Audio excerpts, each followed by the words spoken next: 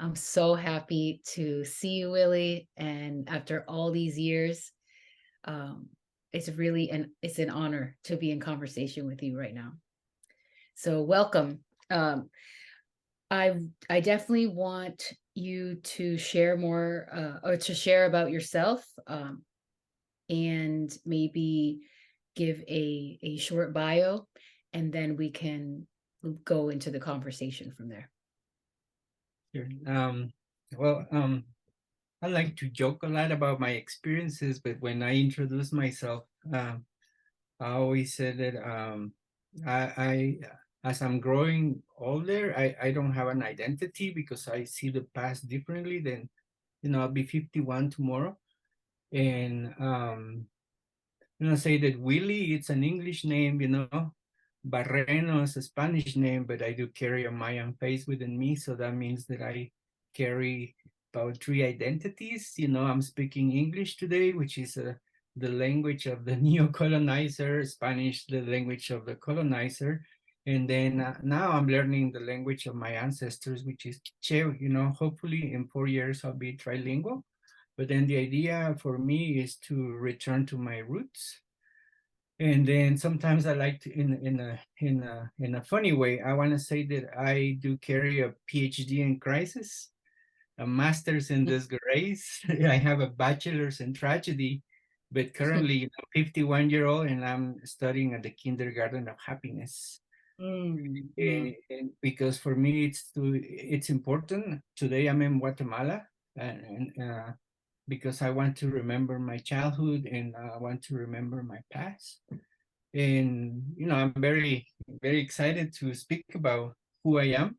The reason I'm speaking English today is because I arrived to the US when I was 23 years old, and I came back to my land when I was 35. So now it's been this year, next year is going to be 16 years since I returned. And then probably I'll be focusing a lot on why I choose not to be in the US but be at the place where I was born. Mm-hmm. Mm-hmm. Wow. If that isn't a bio, I mean, that's great. Usually you get, a kind of generic answer and focusing on where one went to school or where one resides, right? But this is a micro essay, in the best way. So that's beautiful. So moving forward, it's okay to call you Willy. Yes. Yes, yes. Okay, great. Yeah, that's good to know. Yeah, Willy. So Willy and I, a little background. Willy and I met in 2008 when I was living in Guatemala for several months. I had decided to take that trip to learn more about my background. Both my parents were born and raised in Guatemala, and I had little to, well, I should say little knowledge of the country and the history and the culture and the language. Some, but little compared to what I think I know now. And there's so much more to learn, of course. So I took that trip and I studied at a language school called PLQ, Proyecto Lingüístico Quetzalteco in Quetzaltenango. And Willy was one of the first people that I met at the school. And he was so friendly and he spoke Spanish and English, which I latched onto, right? And we spent several months developing our friendship, meeting in cafes, going to Mayan ceremonies, like going to conferencias, right, and hiking. And so I'm so grateful to you. You really lit a match for my passion to learn more about our homeland, right? So I'd love for you to just tell us, not just right, but to share your story, um, and I'm going to make you the focus here on the screen because honestly, just hearing your words is so powerful. Sure. So I mean, I was born in the 70s, the early 70s, and I don't want to talk in deep into the situation of Guatemala during the 70s and 80s, but my family, like many in Guatemala, were affected by the Civil War. Members of my family were murdered, and then others escaped in the 80s to the US. So very conflicted moment for me. But then I want to say that in the 80s, in the middle of all the massacres and stuff, I was seeing the US as a country, not as a military invader, but more like a country that would provide us with culture. And then, breakdancing, it was like one of the most things that appealed me to be. I was a break dancer here in Guatemala in the early 80s, but then Wow. obviously I have no identity, or I didn't know who the Maya people were, because during those days discrimination, it was really harsh. We used to call Indians, and my family was indigenous, but we tried to hide that identity. And the Civil War somehow helped us out to understand our past. And then that's how I introduced to learning the culture of what it's common to say the Mayan calendar. So that I started counting the days. So the Mayan calendar since I'm 18, years old. But then obviously there's trouble with politics, but also economy, and then when it's the year 1996, which is the last year of the war, that's when I left to the US. So one thing that I want to mention is I arrived to Madison, Wisconsin, on October 17, 1996. And to me was one of the most dramatic changes of my life, because I've been growing in a country that is always green. And that was the first time in my life that I experienced trees and leaves falling down.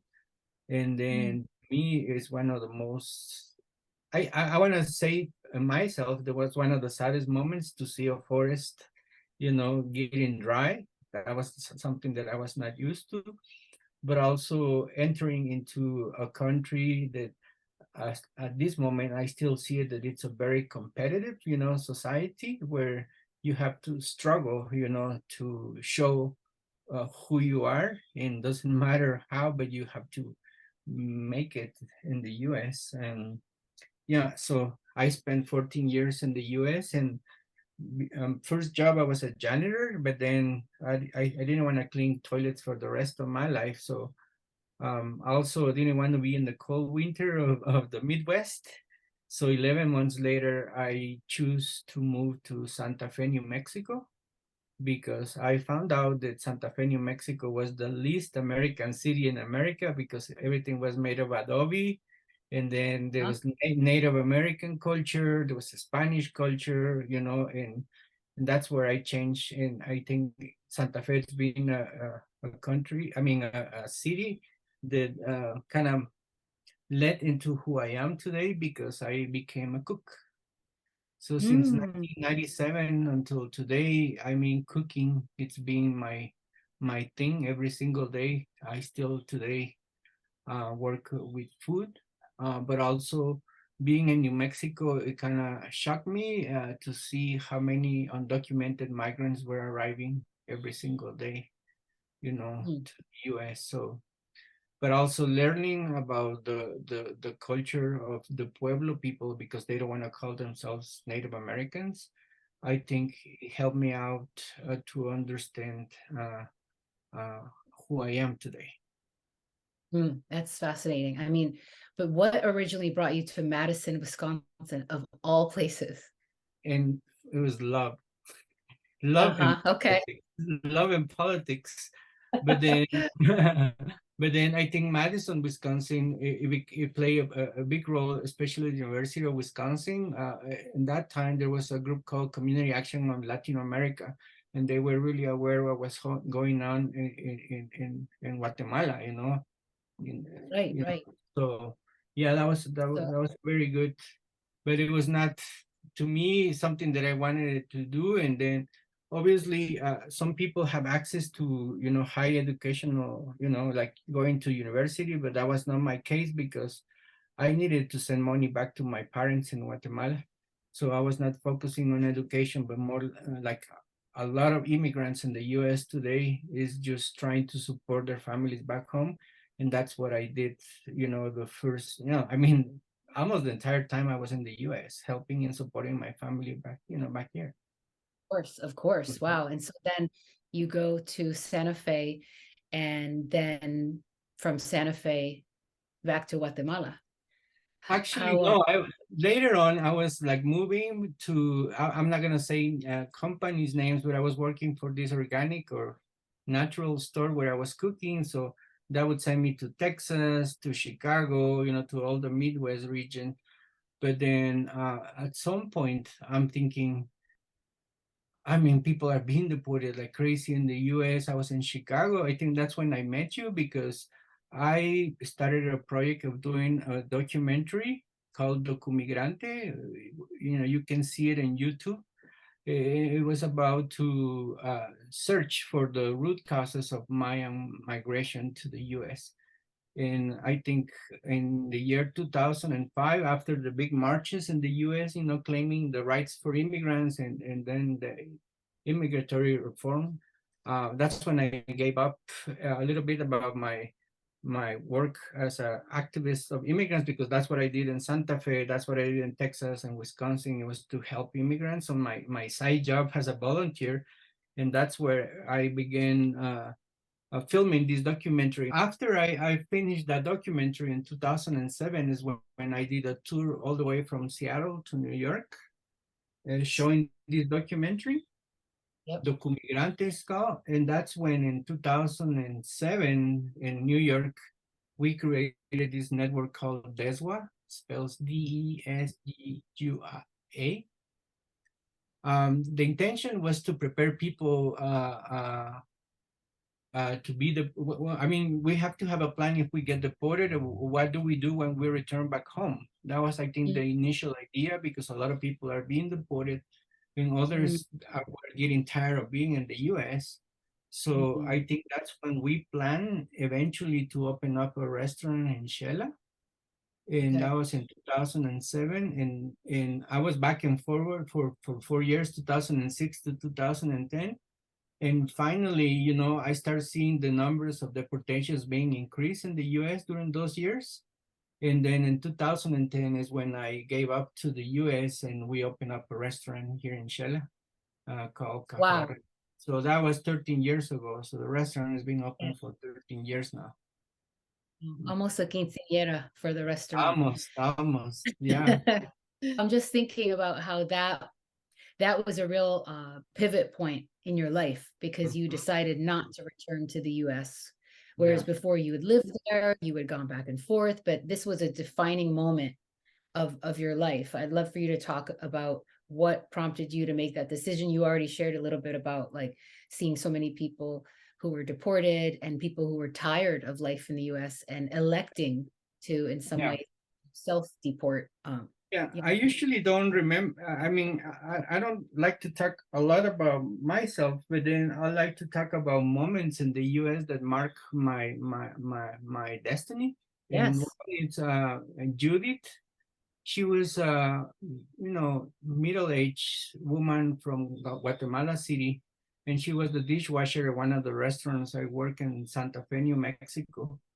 And I think she was collecting trash in Guatemala City, when she was here. And eventually she had like 4 or 5 kids. She says, no way I can take my kids or are gonna be someone here. So she moves to the US. And little by little, she started paying the coyotes to bring their kids to the US. And then the young one by the name Kevin, he's like 2 or 3 years old. He comes by himself. And then she told me that they dropped him in Nogales, and also he was unconscious and they put it in the backpack. And that's how he crossed unconsciously the border. So Kevin arrived, 2 or 3 years old to Santa Fe. And when he arrived, she was diagnosed with cancer. So like 6 months later, she died, and then they put Kevin to adoption in Santa Fe because he was underage and all the kids were underage. And that's, I think, a memory that I never forget, because years later, thousands of kids will migrate to the US in the same situation. So I think, I was working for this very wealthy, organic company in the US that was making money out of, farmers. And I said, why cannot we do something like that in Guatemala and start giving an opportunity to kids also, to stay here. And this is, I think, what Deswa, proposed in 2008, that we needed it to resurrect the Guatemalan dream. I always Right. heard Martin Luther King back in the 60s or 70s, he would say, I have a dream. And I said, why cannot us to have a dream? And I think that's when we start talking about the resurrection of the Guatemalan dream. So the restaurant in 2010, it becomes our flag, to say we also have a dream. And then the idea was to create small networks of producers, artists, and people who had been deported, and a lot of people who were cooks in the US. And that's how we started at the restaurant 13 years ago. Mm, mm.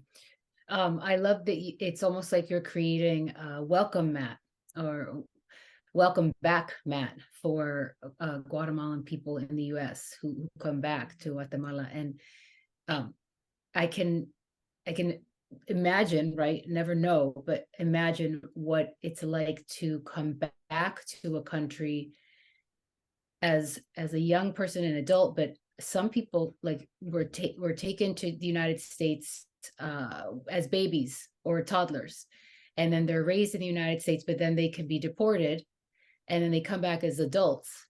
Mhm. Many of I believe don't speak Spanish, have never been in Guatemala, minus the couple years they were there as a baby. Do you know people like that, or does one story come to mind in particular? Yeah, I mean, many stories like that. I don't know if when you were here in Guatemala, did you ever meet Giovanni Lopez? He was a young boxer and hip hop artist. Is he from Denver? Yes. Yeah, I remember. Yep.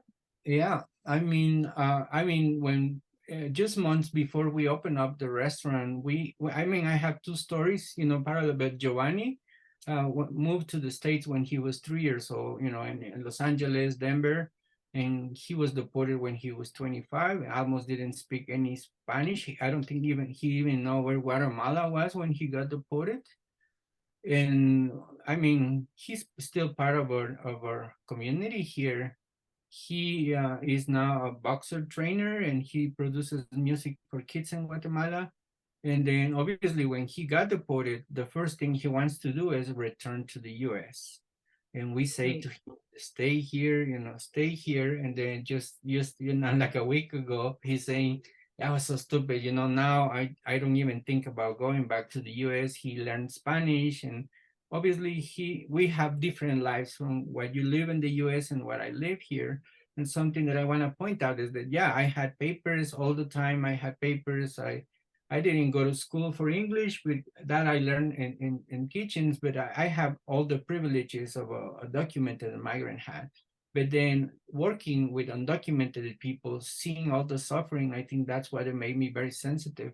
And I said, why should I be here when I can be in Guatemala and help people and also provide them with hope and happiness?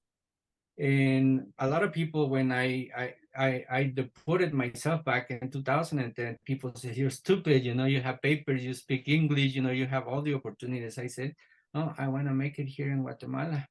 So along with all these migrants who I have met in New Jersey and in New York, I think that's when we started the restaurant. So I think I took you to Cajola. Once we have a carpentry, there is a collective, there is like weaving groups, there is like coffee farms like Santa Anita, who were guerrilla fighters and they had coffee.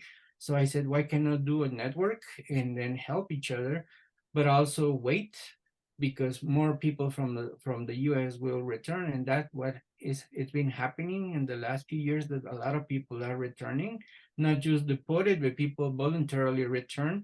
But Jennifer, something else is happening. A lot of people who migrated in the 70s and 80s are getting retired, and then they don't want to be in the US. So that's also something that we are facing now, that there's a lot of elders who are returning to Guatemala now.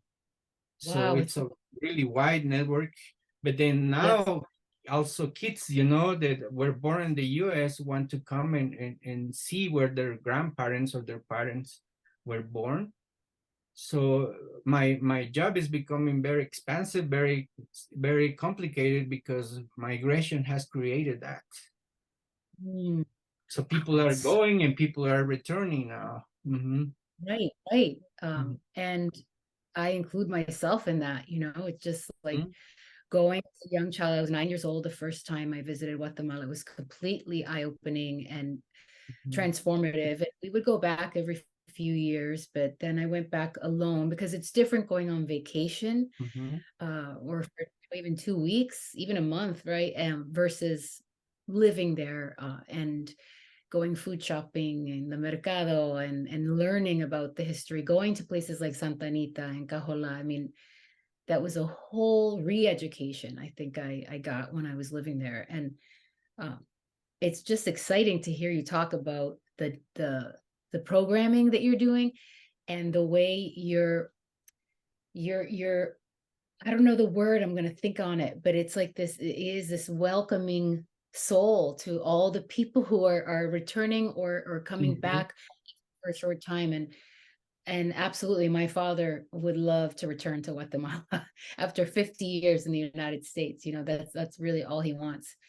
And then you have my son who's 10, who also wants to come and learn about his abuelos and their history. So I love that you're sort of open to all ages in that way. And this idea of the Guatemalan dream, that's really compelling. What do you see for the future of Guatemala? Like in this case, like you're saying, more Yeah, people are, sure. yeah. Well, I'm gonna go back into my studies in the U.S. I think that's where I got my PhD in crisis. I was always living in a crisis with identity, and also seeing that I'm making money here, and then my brother is not making money in Guatemala, But then I'm going back also into my current studies, which is the kindergarten of happiness. We all know, in the news that Guatemala, it's a very conflictive country. We're in the middle of a political crisis, but then I think we need, I see the years to come that governments cannot create the solutions for people, but people as a community can have the solutions. So yeah, I know that my community sometimes when see a lot of politics, they go into depression, anxiety, but I say, I think, if we dream about or have the imagination how the Mayans were building up huge buildings and pyramids with the need Right. no government, with just with stones, and art, I think we can do that too. So I Mhm. think it's not that we are anarchists because we are really aware of what's going on, but I think the something that I really learned from the US, it was to believe in myself and have an attitude that sometimes as people who were colonized don't have that attitude because we were trying to be workers. But now I think Mhm. once you're a dreamer, you have to make it happen, So a restaurant, we collapse every single year, and then we go bankrupt every year. And then in the US, that's not, once you finish business, you close it. I think we as Mayans, we've been around for 5,000 years, and we have grown the corn for 5,000 years. So we need to learn from these very primitive lessons that, a year might have an earthquake or a hurricane, but then next year you have to plant and eat again. So I think that's Mhm. why this is something that we show, Guatemalans when they return to the US is, yeah, maybe you feel like you fail by trying to cross the border, or you fail by being deported. But now I think for us, we don't believe, I mean, this is something that we're trying to teach people is, let's forget about success, because that it Mhm. contains a lot of pain, Mhm. and then we are changing the vocabulary saying we are not going to survive, we're going to prevail. So when we Right. say we prevail, it's less painful in it, because, to me, and this is something that I want to involve a lot about the Mayan teachings, that uh, um, there is no such a thing as competition, or being on top of it, because I think Mhm. that's very Western, but then Yes. coexisting, like nature, it helps us a lot, to heal a little bit of you know, the anxiety of the depression I had in the US, you know. Right, right, because it's in the oxygen in the United States. Yeah, Competition, yeah, um, the ladder to quote unquote yeah. success. I mean, it's endless. I want to share Um, this story with my, you know, my wife now. She is from a town called Sunil, and then when I was dating her, one day she says, "I want to invite you to a party," and I said, "Okay." And it was a Monday, you know, it's a Monday. They're having a carnita asada in the streets, you know, they have a marimba, and then we start mhm. dancing around 12. And then in my mind, because I just recently returned from the US, I was very conflicted. I said, no, this cannot be, you know, happening. You know, this is Monday, you know, this is the most productive day, you know, and it's noon Right. and I'm dancing here. And then this, and that's when I understood that Mayan communities don't have are not very attached to the system, you know. Wow. I still repeat this experience, you know, that to me this is incredible. It can be any day, and then you're in Mhm, a party, you know, because birthdays mhm. are everything for communities. And then Oh, in terms with funerals too, you know, it's like the community stops if someone dies, you know, because it's more important to go and say goodbye to someone who was part of the community. So I think that's something that it's been helping me a lot to understand. And then these teachings, I'm trying to pass it on people who are returning from the US, because there, you know, you're a very square schedule and then you're always going fast.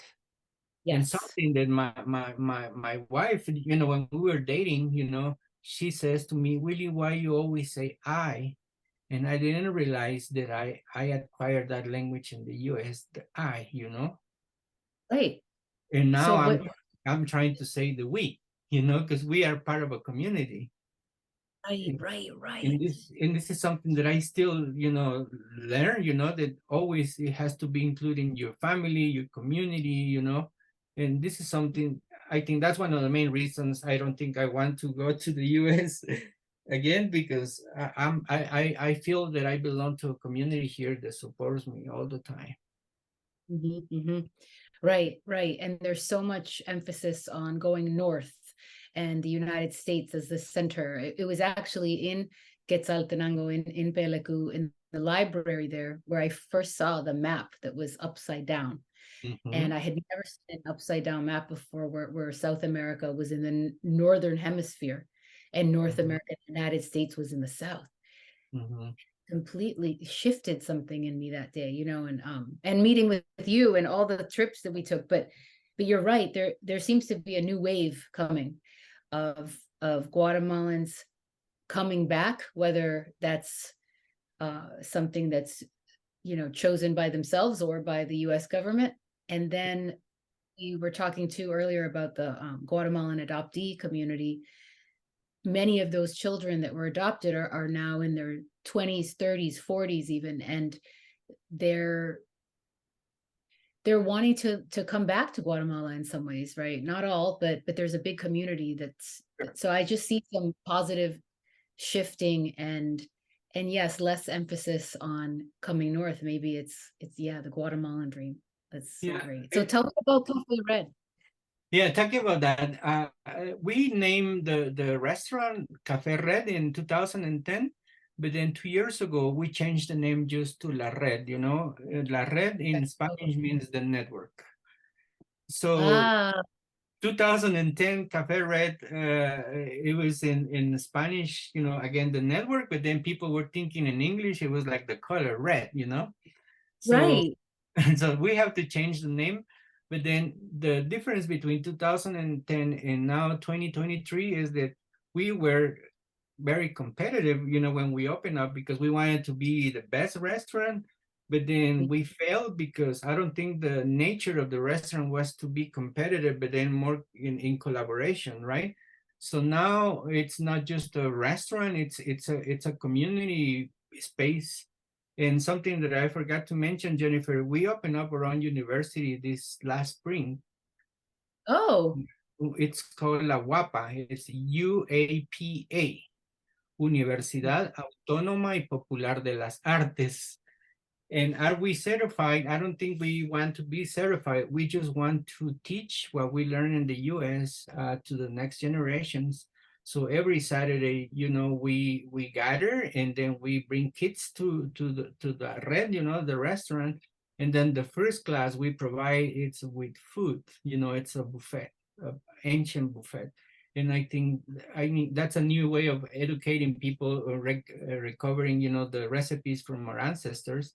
And once we finish eating, we start studying like technology, artificial intelligence. We study about finance, but also about historical memory and art, because we need to help each other. So a lot of immigrants who have returned come and teach, what they learn in the US, but also the kids teach us, how they protect the mountains, how they weave, and so this is an exchange, fair trade education, what we're trying to do. So today we are not focusing on doing big sales, but then having more friends. So I think that's the difference between the restaurant in 2010 and now, that we are more in collaboration with community members. And from here, I was mentioning we are starting next year this program called Chiltepes Chileros in the US. And then I think that's going to be a key program to keep the space open for the years to come, because we now understand that the diaspora had kids in the US, and then these kids are in middle school and high school, and others are in college. And at some point, they will come back to here. And then hopefully what you guys learn in the US can come and teach us here. And then what we are experiencing here, we can teach you there. So something that I had the lack of it in the US was the sense of community. So what we are trying to provide is this culture of community, and hopefully we can reply and also build up communities in the US. I love that. Instead of big sales, we're focusing on more friends. Yes. Imagine if everybody was like that. And one thing I remember really appreciating from you was how open you were and how welcoming you were and encouraging, because I think many Guatemalan people who were raised in the US want to learn more about their culture, their heritage, their background, their parents or grandparents, but there's an element of shame almost that you don't know this already, or that I was 28 years old before I really learned and studied Spanish, and there was a kind of fear I had actually going to Pelecu, because I thought, oh man, everybody's going to say, but why don't you already, do XYZ? And they were not like that. It was so welcoming. It was almost like, okay, ahora vamos a trabajar, like let's get to work, instead of shaming, further Yeah. shaming. That is a very Western thing, I think. So wow, this is so wonderful to talk with you and to hear more about La Red and all the incredible work you're doing. If people want to learn more about your organization, the collective, right? Like, what's the best way for them to do that? I think we have a website, try to update it, but it doesn't have a lot of information. But then I would encourage you, if you can check also, because the young diaspora uses a lot of Instagram. Facebook is only for us, but the diaspora is always on Instagram. So we just recently opened up our page called Chiltepes Chileres. I'll send you the link, where, the diaspora can see, that through fun, through food and connecting the community, we can make it.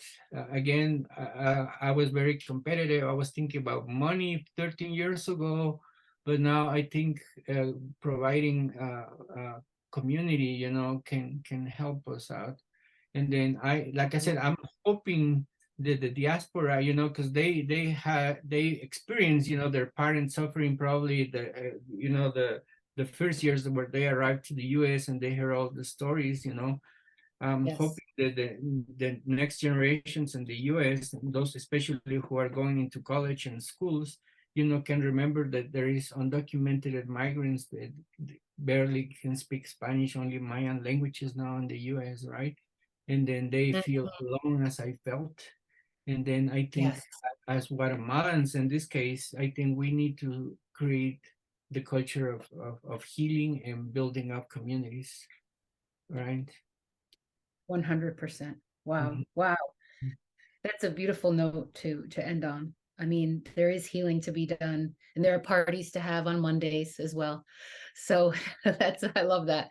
Thank you for your time and your stories and your work. And adelante. We have more to do, and I'm just like so grateful you're in the world. And I'll see you in Guatemala. And one last thing, if you ever come to visit, I know you will, but then for those who are gonna read or see this interview, when I was in the US, I was being trained to please customers, and make them happy presenting a meal.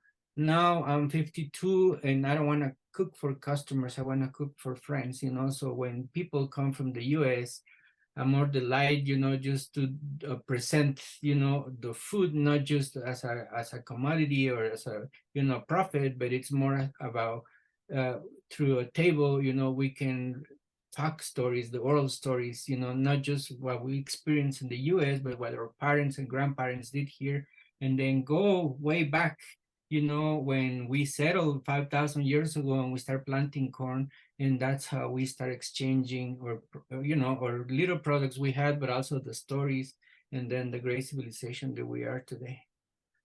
Right, right. Thank you. Thank Mhm. you. Oh, wow. I could talk to you for another 3 hours. So Oh, yes. we'll Mhm. almost yeah, continuar, but right now we'll pause because this is just I feel like you've given me fuel. You say you like to cook with friends and for friends, and Mhm. my plate is full, my cup is full, I should say. Thank you.